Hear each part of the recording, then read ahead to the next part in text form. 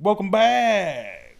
Medleys of the Roman Roads variety. I am Rhodes. And I am Roman. Thank you for watching our YouTube channel and watching this video. Today we're talking about What are we talking about?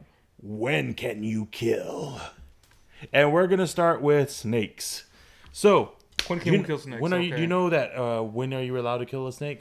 Is there, what is it, law? There are very different laws throughout the world, but in most parts of America, from what I understand, it looks like in most urban environments, you're kind of given a free rein, but in rural areas like the country, surprisingly, there's a lot of rules. You could land yourself in serious trouble if you just kill a random snake on your property. I did not know about this. Yes. I've killed, I don't know. You might not want to Can I admit to it. confess to killing snakes on You my could property? you get a pretty decent sized fine. Years ago. Now, apparently, Another lifetime. you are only allowed to kill it if it's in an immediate danger of attacking you. You can't, like, if you see one and it's like, there's a rattlesnake on your property. Yes. I personally thought that I was allowed to destroy it because it could potentially cause a risk to my life and health. But no, if it's not attacking you, you are not allowed to do this. Like self-defense kind of thing, right? Exactly. It has to be self-defense. Okay. And this isn't known, so apparently a bunch of people have been posting pictures online of them with decapitated snakes that they killed with a shovel while they're digging. I see that with people saying, I found a snake in my yard, I found this or that, and they're the like, fact hey, that- I killed it, I got it. And basically they're saying, I found it. They're not saying it posed an imminent threat. And if they wanted to, the people who are policing it, whether it's underneath the game warden or just somebody who's under conservatorship, whatever, yada, yada, yada, Yeah. it could cause you a huge fine. You might even get, I think the max jail time is up to a year, but the fines vary. And they'll vary if it's a regular snake, but there's always a chance that it could be an endangered snake or something, which would cause a higher fine. What if it's a non-poisonous snake? Now, that's the thing. It usually is. Most of the non-poison snake, garden snakes, for instance, are usually the ones that you're going to run into. And fun fact, most of the snake's bites were caused by somebody chasing after the snake as opposed to it directly attacking them. I can see that. This is for America and Australia that I was able to find statistics on.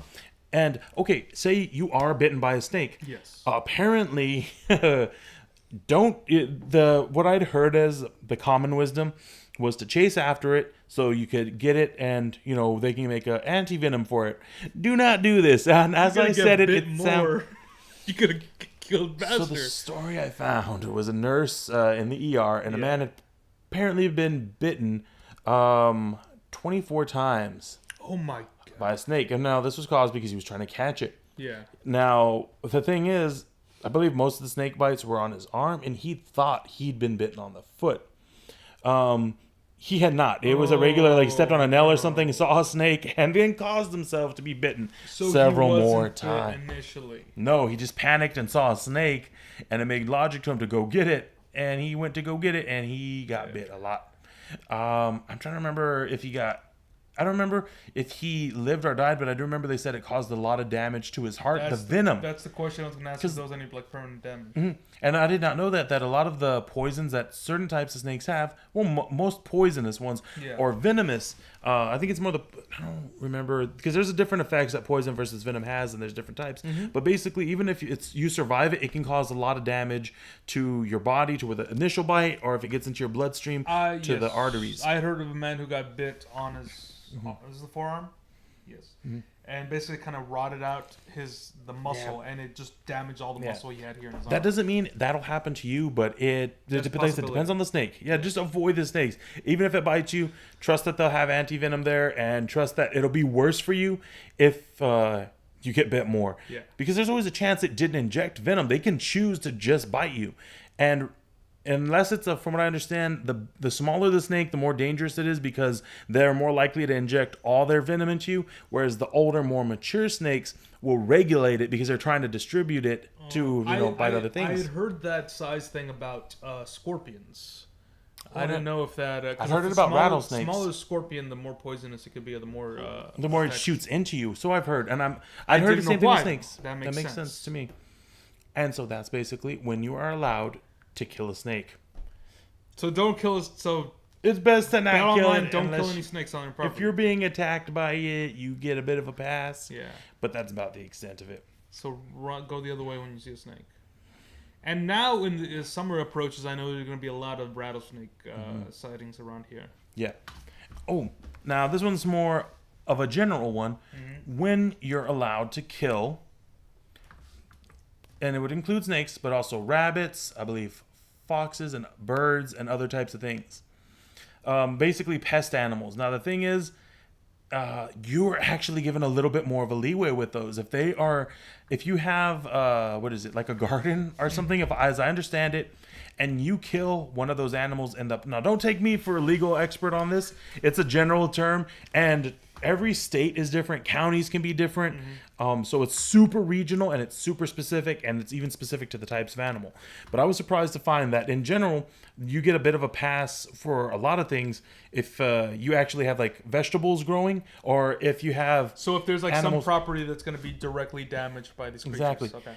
Usually agriculture, though. It has to be or like chickens and things like that. You do get permission to kill something that's attacking them. Basically, something that's attacking your food or your livestock directly, you're allowed to kill. But, and this has come up with wolves in Montana, I want to say, or where they've reintroduced them, and I think the states around them, where they are protected species. They are allowed to kill a wolf attacking their animals. They are not allowed to set traps for wolves, however. And this has caused some tension because obviously they can cause, one cow can be a few $1,000s. A pack of wolves could wipe out most of your chicken farm, which would be also a few $1,000s. It can cause a lot of damage. What do you think about that, though? Should they be able to set up traps for these animals that have already gone close to extinction, but we've brought back? I would say no, it wouldn't be allowed, but then you get into the thing, they're a predatory animal. That is true. Yeah. And then, too, there's a risk that it plays to the humans. Yeah. So how would you say? Would you saying you're like, should we just kill them all? No, of course we couldn't kill them all. Do we allow trapping, though?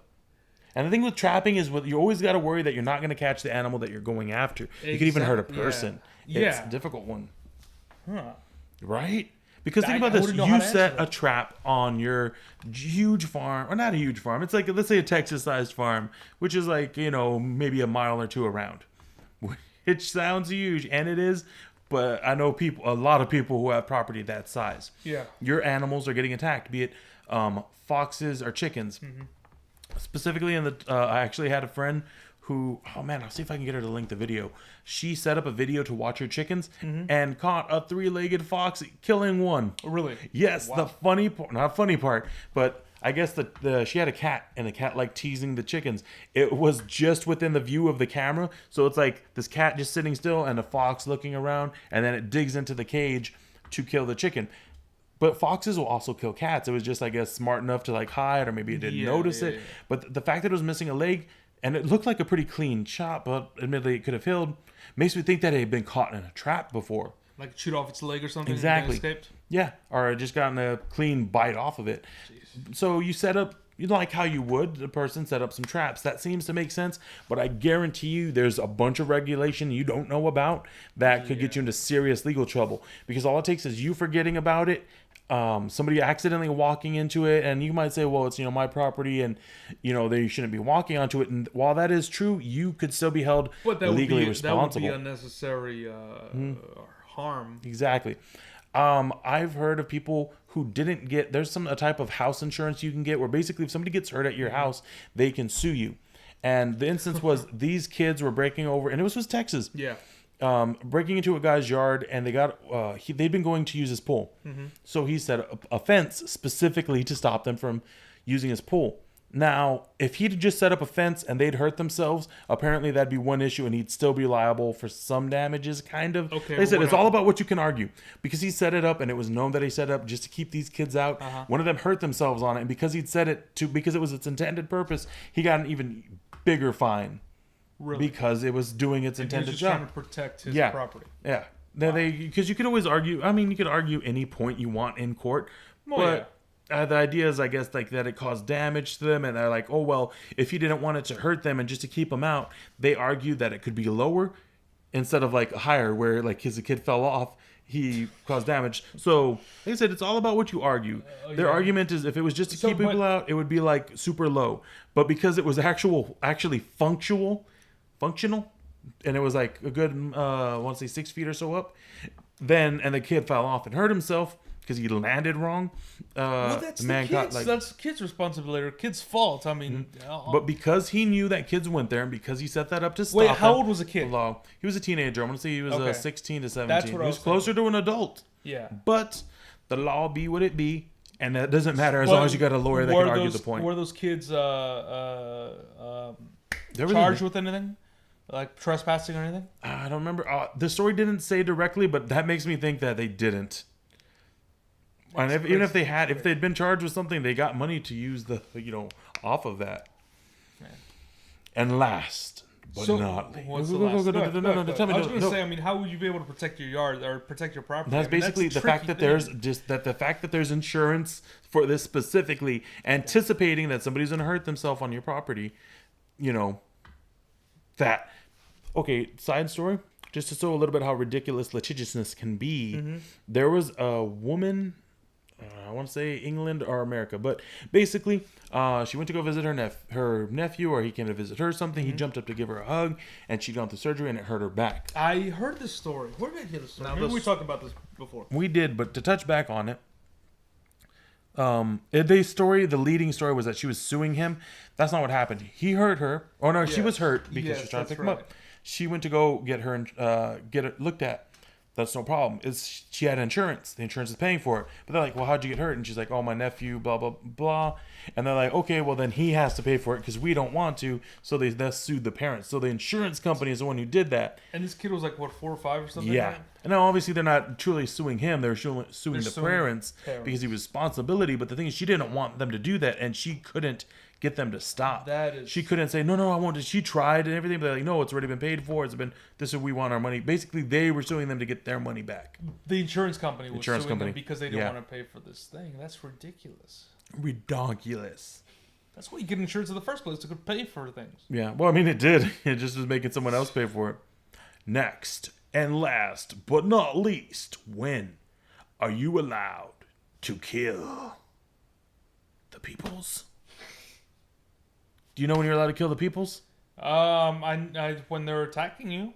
Basically, only that, and there's add-ons to it. And now, like I said, it's in other states and everything, regional.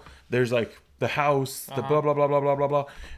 A lot of, and this is the messed up part, not every state's like this, but a good chunk of them are. Yeah. They not only have to be attacking you, you have to have a reasonable fear for your life, not just physical endangerment. You also have to not have any way to exit. There are places where if you're being attacked and they say, even if it's not reasonable, there's been cases where people have been, put in prison because they didn't jump out a window.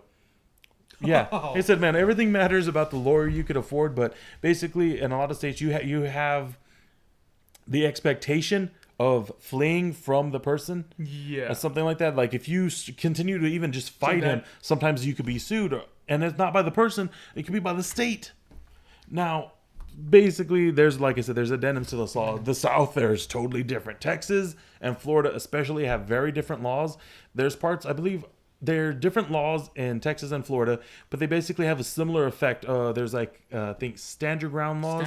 There's also castle laws, and there's a different one where basically you are allowed to kill somebody in defense of someone else's property. Oh, really? And that was used. Yeah, basically, you can look it up. There's a man in Florida, and I want to say it was a castle doctrine, and he even quoted the law before he did it. People were breaking into his neighbor's house. He called 911, and he's like, people are breaking in, and they're like, okay, we're sending cops. And he's like, but I don't want them to steal my friends. You guys aren't going to get here soon enough.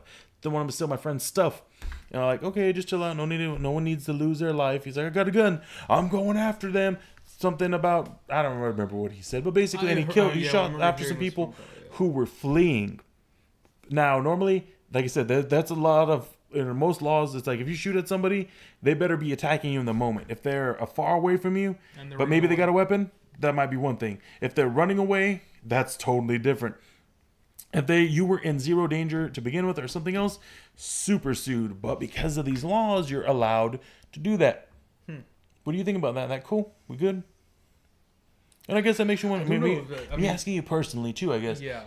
Should you be allowed, or is it acceptable to kill somebody for for theft, as opposed to no life threat. They're just stealing a thing. There's nobody who's gonna get hurt physically. I've thought about the situation just of killing all the time, just killing people. Walking into the grocery store, you're all stealing from the store because these savings are outrageous. Pa, pa, pa, pa, pa, pa.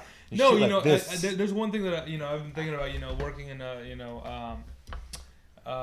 in certain places, in case we get robbed or something. I know the whole protocol is to okay, just listen to what they say or whatever. But if ever somebody were to try to attack a coworker or somebody who was in the establishment where I was working, I'm thinking of some Van Damme stuff. I thought about that. How do we, as the employees, have any right to the rights attack or that's stuff that I've thought about. But I remember hearing a story too where this group of people, they went to rob some other guy's house. Not their own. Gotcha. Not their own. They went to rob this guy's house. The guy was there. He defended himself. Mm-hmm. He ended up killing out of one or two in self defense the intruders. Mm-hmm. There was one of the girls who was with them was in the car waiting outside. She was a getaway driver. Oh, okay. She got charged with manslaughter or something. Like double manslaughter. I've heard about that. Yeah, basically because they said she was responsible for getting them there, so she was also responsible for their death. Well, and I've heard there's a law where basically any crimes that you're committing with a bunch of people, they'll apply everything to you. Yeah. So it's like if I'm in the getaway car and you guys commit theft, I'm also charged with theft. If you hit somebody, I'm charged with assault. But the thing is, it also happens in reverse. If that person gets murdered, then I could be charged with manslaughter. Yeah. Because, well, obviously not me, because I wouldn't be doing that. I'm a good person. But I've heard about that. What do you think about that law? Is that fair? No, I mean she should be. She's guilty of something. But for manslaughter, but I don't know. I feel like that's a bit of a misapplication. I could understand strengthening the stance on maybe even specific laws for getaway drivers because they're masterminds. What if they're like, okay, I'm going to tell these guys to go in. I could see special laws, but I think we get a little too general sometimes, man. Too general, sometimes too specific on other cases. I don't know, but see, that's the thing. I'm not the person making up the laws. But you vote. You could vote. You are then. What? Yeah, that's how it works. So where do we vote for these laws? Where do we go to vote for this kind of thing? Those booths where they got freaking paper, pencil, and those little closey things, and it's like, you want this to happen, and it's like, yeah or no. It's literally two options. What do you think about it? Do you think that's right? Clearly I don't. I don't think it's. I'm not trying to make you feel bad about your option too. If you think it's okay to destroy this girl's life, that's cool. But no, I don't. I don't think it's the most efficient way to pass the. I don't want to say blame, but the responsibility of something. But I mean, if somebody's doing something, she definitely illegal, needs a different the crimes you're involved with, regardless of. Your participation in that direct one. Yeah. If you're associating with it, there has to be some punishment. There has to be some punishment for it. It's like, okay, the guy who drove the train to Auschwitz definitely is going to get more blame than if he didn't. But the driver law of if you were driving trains to bad places should also be applied to what is it? You can't just say the person who was drunk driving has a train. Gets the same law applied to him that the guy. It's there's very different things. There's varying levels. Yeah, man. It's I think there's a strong temptation to make things simple when they shouldn't be. And from what I've understand, the law is sort of written pretty simply, but the usage of it is so complex. That's why you need lawyers. I think it should be reversed. We need robots to tell us what to do. Stop playing, but. Man, I get what is it? Culpability. Culpability. That's the word, man. You have culpability, but it should be decided not just as a broad statement. I hate that. Just these every case gets a huge state. What is it? Blanket situations where as soon as you're you were in possession of illegal merchandise, whatever the source may be, and there's a set maximum punishment. I think it depends what it is, how you got it. It should be understood and investigated. But sometimes is all that information clear? And even if it's not, is all that information or is our justice system able to hold? It feels like our justice system, and this is the thing, we don't really have a justice system. We have a legal system. And the difference is it can't really apply justice to everybody because it's underfunded in some areas and overfunded in others. Privatized and publicized, and it's just constantly in conflict with itself. I do believe we have possibly the best legal system in the world currently, or one of the best for sure. I don't want to, let me throw up there a top 5 with no one in the, in the number 1 roster. But yeah, man, I forgot about Scandinavia. They got some pretty sweet setups for like rehabilitation to make you a better person after you come out instead of just destroying you and charging us on our taxes. We need a lot of improvement. We do. Lots. Yeah. It's always murder for improvement. Murder though. Don't do it if you can't avoid it. Don't murder. Dun dun dun. A lot of great points we made there. Lots of awesome ideas, but you might not think so. Let us know what you feel. Please like and share the videos, and you can find more on Facebook, on Instagram, on Twitter, and here on our YouTube channel. Thanks, guys.